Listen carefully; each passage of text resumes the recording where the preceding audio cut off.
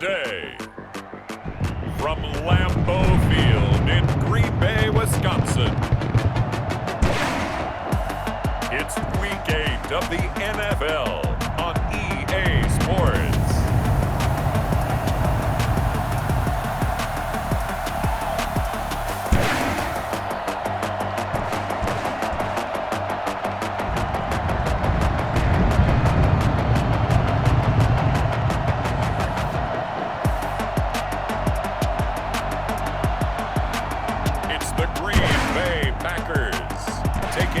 The Minnesota Vikings. There's a look at one of the most iconic sports venues in the lower 48, built back in 1957 under the title of City Stadium. We are at Lambeau Field in Green Bay, Wisconsin. The scene a few moments ago, here it is. It's unlike any other in sport as both teams made their way out of the tunnel. These folks are fired up as their guys are ready to do battle between the Minnesota Vikings and the Green Bay Packers. Along with Charles Davis, I'm Brandon Gaudin. And Charles, we look at this Packer team as we interplay here. They come off a disappointment last time out that put an end to their modest 3-game win streak. Meanwhile, for our visitors, the Vikings, they were winners last time out, so they'll be looking, Charles, to make it 2 in a row. And what I enjoyed when I watched their game tape and their victory last week is they put it together in every phase. Good offense, good defense, and some key plays on special teams. Let's see if they can get that second win in a row.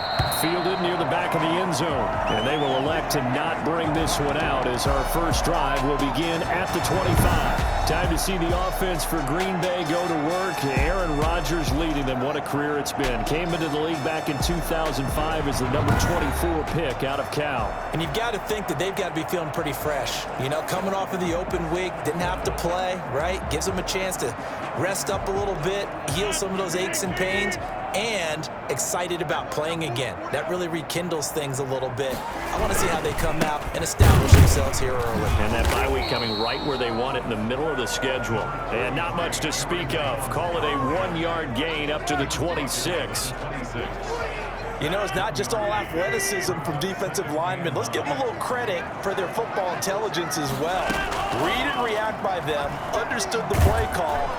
The Vikings after him, and they get there for the sack. Great job defensively. I think he was trying to go through his progressions, find someone to get rid of the football. Before he knew it, he was on his back. So that just brings us right back to what you said in the beginning. A great job defensively. Nowhere to go with the football. That led to the sack.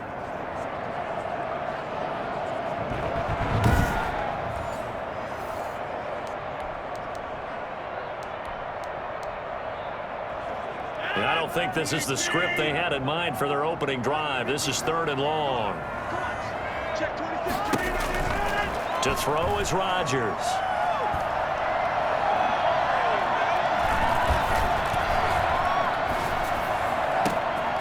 Got a man over the middle, and it's complete.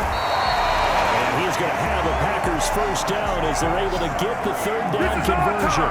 3rd and 19, no problem as they're able to convert. They've got good playmakers on the offensive side of the ball. I don't know what happened last week to really hurt their performance and hold down their production, but I would dare say that this week in practice, there's a lot of talk about how they're going to increase their proficiency. And that was a good start, getting the playmakers involved. You mentioned that to me pregame. That's what they did there. Yeah, I think a lot of people think the coaching staff really gets on them, and that's how they motivate them. Most of these guys are self-motivated. They have a lot of pride in their performance. On 2nd down, it's Jones. And he's going to get this all the way down to the Vikings' 12-yard line. I tell you what, when you get a running back who can move like that in the open field, that's something to take advantage of, and they certainly did there. And first and foremost, this is all about vision. He can see the play developing right in front of him, and once he's past the line of scrimmage and got a full head of steam behind him, he's just going to keep right on going. Now a first down carry by Jones. And he'll take this one inside the 10 down to the 8. The excellent play last time is followed by a much more routine gain of 3. The last run got 3. Now here's 2nd and 7. This will be caught at about the 5.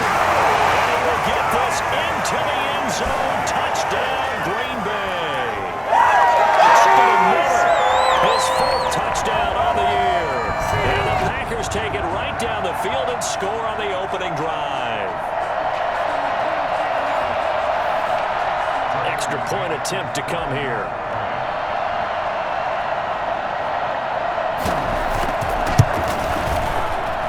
And it's good to make it 7-0 Packers. So that winds up a 7-play drive all told. And the result, a Green Bay score. McCann's got it teed up. Taking it about the 1.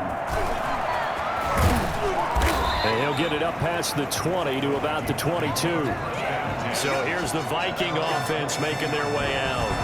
And a look here at their go-to guy under center. It's hard to be frustrated when you throw for nearly 400 yards, but I know he wanted to break that barrier. I think he got the pain eased a little bit when they named him NFC Offensive Player of the Week, though. Yeah, when you get the award, you know you had the best week in the conference, you'll let it slide. But, hey, that number well within his range. You know he's got the arm to do it in this one.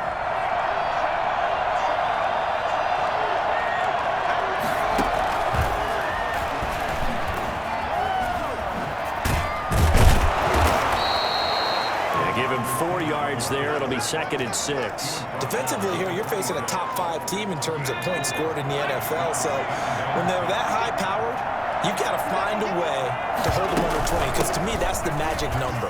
20-point score gives yourself you give yourself your best chance to win. So if they're up around 24, 28, 30, they could be in some touchdown Vikings. Dalvin Cook. His 6th touchdown of the season. And the Vikings are an extra point away from tying this thing up. Boy, the word with Dalvin Cook is explosiveness. I'm not sure there's anybody in the league that has the acceleration that he does, and he put it to good effect there. And that's why he's one of the best running backs in the game today, because this run combined all the elements. Started with patience, and he was just waiting for the right lane to materialize.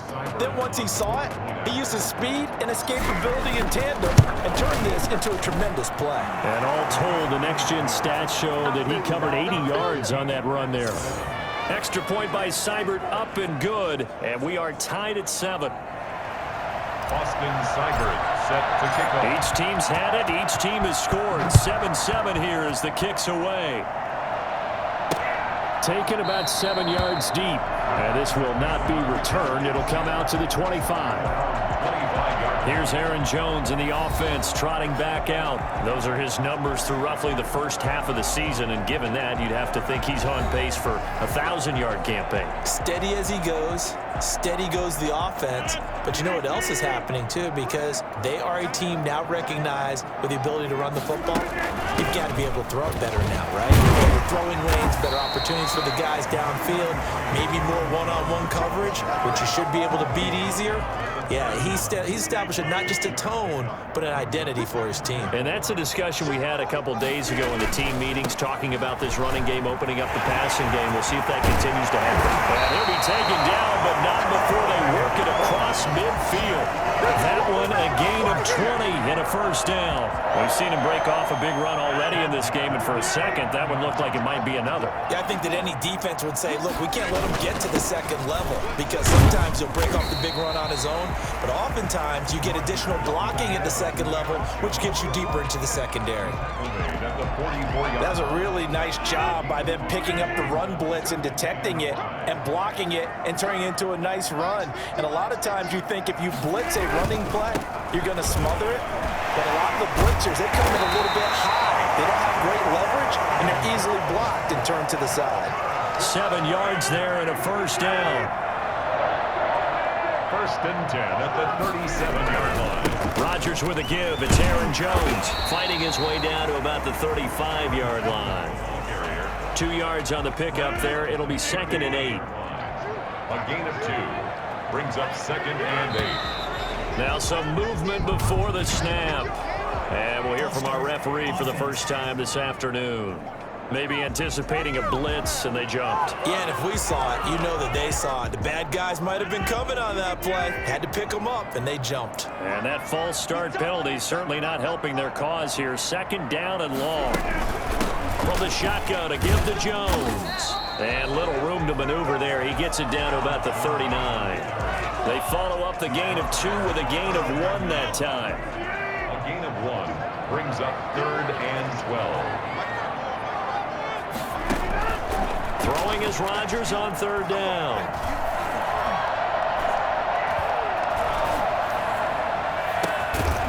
And the throw there going to be incomplete. Forced to the ground and incomplete. Brandon, we saw these defenders flying to the football in their win last week, and nothing has changed. They're still moving around quickly and forcing incompletions. 6-yard attempt. And this kick is not going to be close. It's well short, well right to boot. And in this first quarter of play, this will remain a tie ball game.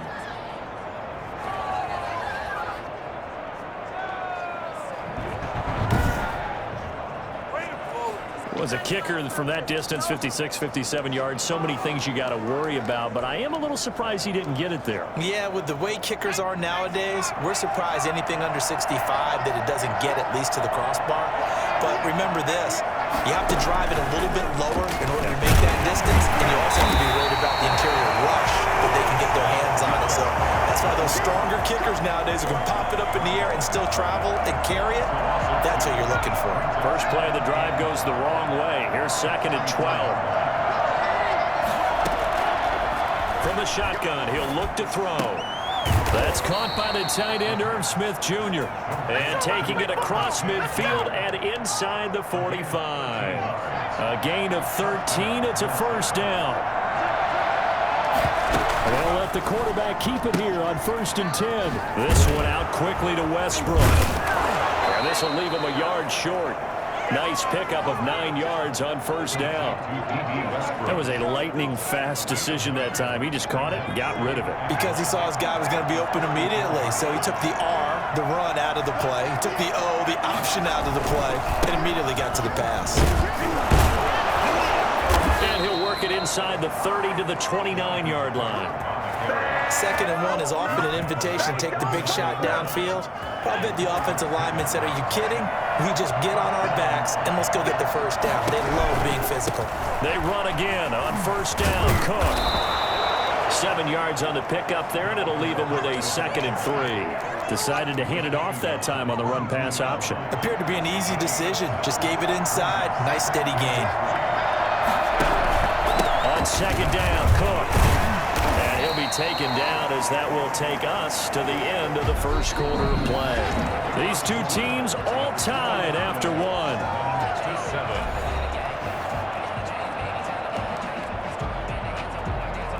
Heavy set out there on 3rd and 1. They'll run it. Here's Cook. And Cook was fighting for it, but I don't think he got there. A loss of a yard, and it brings up 4th. Just a simple run play there on 3rd and 1, but this D was up to the challenge and stopped him, bringing up 4th down. Seibert's kick is good. And the Vikings have a 3-0 lead. Vikings 10, Packers 7. So chalk that down as an 8.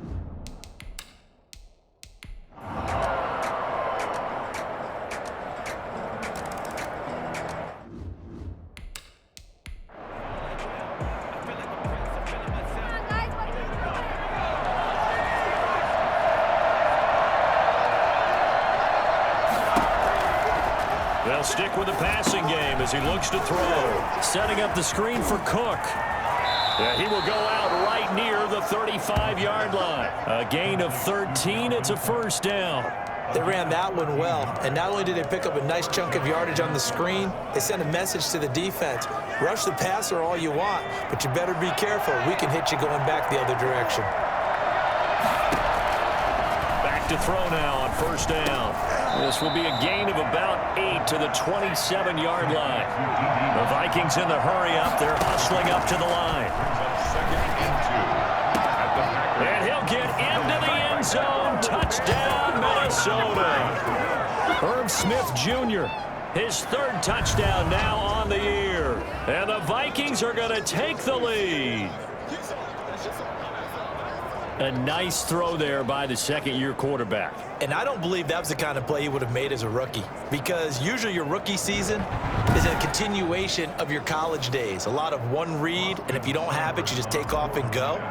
Now he's settled in the pocket a little bit more, reading the field and getting to his second and sometimes third progression. That was a nice play.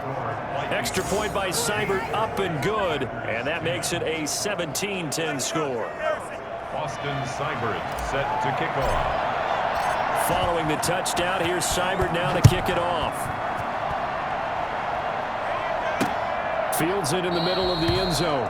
And not wanting to risk anything here late in the half, he'll just take a knee and they'll bring the football out to the 25. The Packers offense set to go. And with time quickly fading here in the second quarter, not sure how aggressively, offensively they want to play this. I think we'll find out just how much they trust their guys in this situation if they decide to take a shot. Rodgers now on first down. He gets this to Devontae Adams. And they get him down, but not before he takes it across the 40-yard line. The Packers going to use one of their timeouts as they stop it with 19 seconds to go in half number one. On 1st and 10, here's Rodgers. Over the middle, that's caught by Adams. Now the Packers going to go ahead and use the second of their timeouts as they'll stop it with 14 seconds to go in this first half. To throw again on second down, Rodgers. And he's got his man on the out route. And he goes out of bounds, it looks like right at the 50. It's a 4-yard pickup, and they'll be faced with a 3rd and inches. Now whistles here, flag down. I think one of the Packer linemen was moving. And that'll be accepted, of course, and that moves him back 5.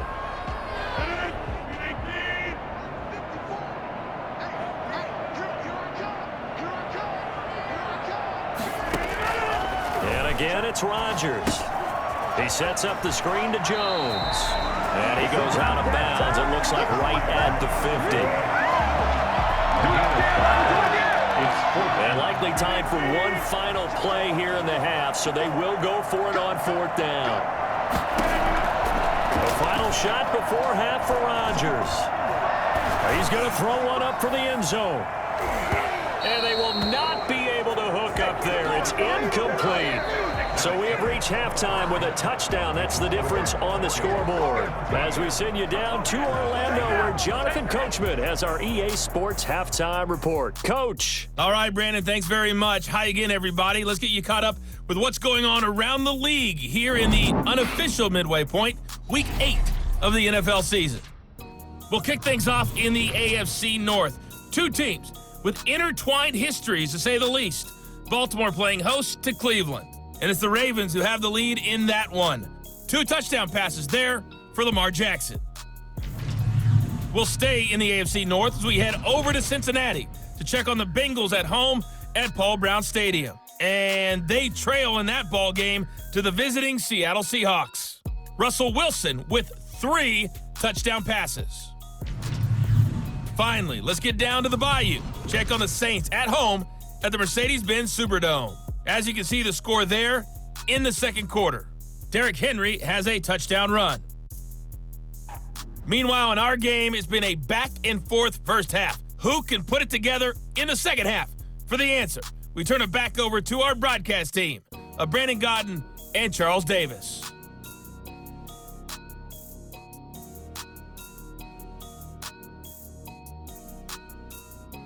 Okay, Coach, appreciate it. A 1-touchdown game here as we get set.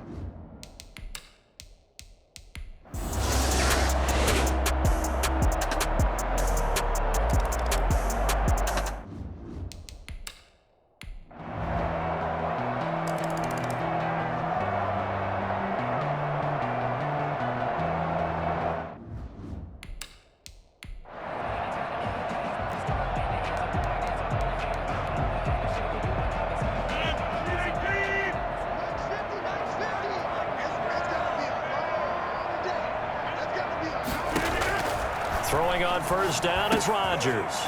Slant to Adams. And able to break one tackle, but then quickly brought down.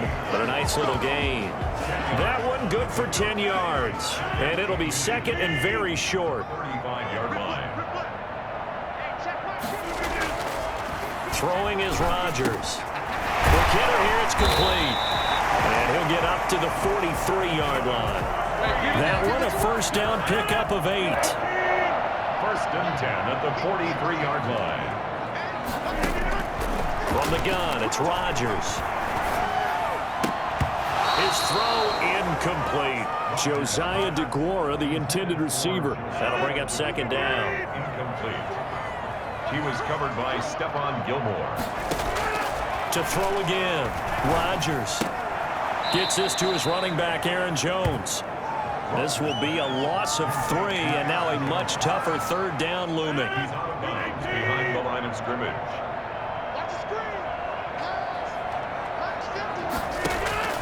Again, they'll throw with Rodgers. And he's caught on the sideline, but he's not going to have a first down. They say he was out of bounds, so a big call there that brings up 4. We've seen that the deep ball has been a part of their game plan all afternoon, but they've had trouble hooking up on it, unable to successfully find the end zone over the top.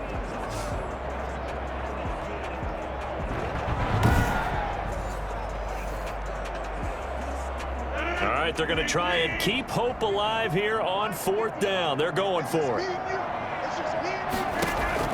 The Packers go for it. Rodgers. He's going to let this one go deep. And this is going to be incomplete. The Packers unable to pick up the first. And the Vikings, they have the football now in excellent field position.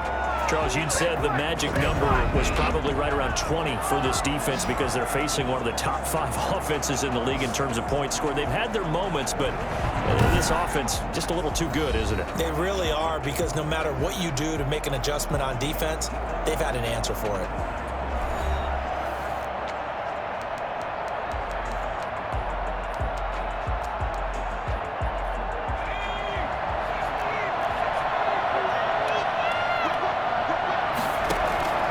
They'll come out throwing here on first down. The open man is Westbrook. And they'll get him down after a pickup of 8. Second and 2. A good pickup there. 8 yards on the first down completion. At the 32-yard line. Facing a second and 2 after that last catch. Good for 8 yards. Another tote for the workhorse this afternoon. It's Cook. And he'll work it inside the 30 to the 29-yard line. Second and 2 is prime time for a little bit of a gamble, isn't it? Open up the playbook, go play action, toss that bad boy deep. But in this situation, go ahead and give it to your back. Let him pick up a first down. Keep the sticks moving. Dancing to his left. And they'll have it in the red zone before he crosses over out of bounds. It's a gain of 11 as the Vikings pick up the first. Okay, take us to school here, Charles. On a play like that, pretty successful RPO. What's the quarterback looking at? Basics, he's looking at the defensive end or the outside linebacker. If that player crashes down to take the running back, quarterback pulls it, runs to the outside end. Some teams, though, will read different players depending on defenses, but basically it's that outside player. Brings up second. The previous run, good for 9. Here's second and a yard. From the gun, it's a give to Cook. And for one of the few times here today, this run's not going to go anywhere. No gain on the play, and now they're faced with a 3rd and 1. No gain on the play. Brings up 3rd down.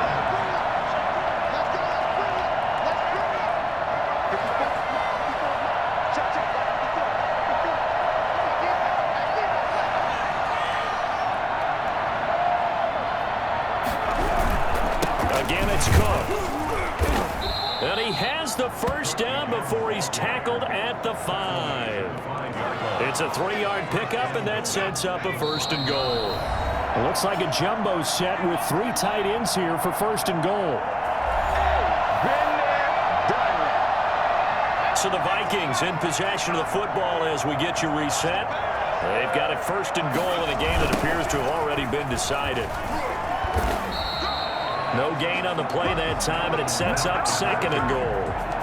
But down here near the goal line, you don't think of a cornerback in run coverage, but he made the stop. Yeah, most of the cornerbacks we know, they want to be those pass defenders and take away one half of the field. But the best ones in the game are the complete cornerbacks, able to tackle and run support, as we just saw there. And he'll keep working toward that end zone as he's down to about the 2-yard line. A big play forthcoming. Here's 3rd and goal.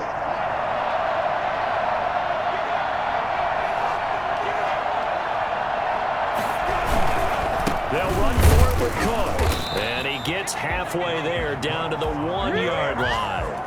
Only a yard there, so it brings up 4th and goal. Defense didn't budge on 3rd down. Now what are we going to see on 4th? We are soon to find out, but does this feel like old school football or what, right? Yeah. This is an old-fashioned goal line stand. I know what I would call on offense. I would go for it. And I want some type of a play where my quarterback has a chance to run it or throw it. I don't just want one static play. So the final seconds have ticked away in this Minnesota victory. And it was their defense that really made the statement after the break. They pitched the second-half shutout. Yeah, think about the team that just got vanquished. They did score in the second quarter. Do you think they thought at all that that would be their last points of the game? No, but what a second half. The adjustment, whatever they did in the locker room, it certainly worked. It certainly did, and you're exactly right. Whether it was an adjustment, whether it was just more focus on what they planned to do going in, whether they just played better, whatever it was, it all came together in the second half, and no points were allowed. That's a great way to close them out. So for the Vikings, they'll finish the first half of the schedule dead even at 4-4. And they'll be able to enjoy this one through the bye week before they get back at it again. Meanwhile, for the Packers, the loss drops them back to 4-3 so far. And they'll look to get back on track next week as they travel up to Detroit to take on the Lions. Thanks for tuning in, everybody. Alongside Charles Davis, we thank our entire crew. I'm Brandon Gaudin. This is the NFL on EA Sports.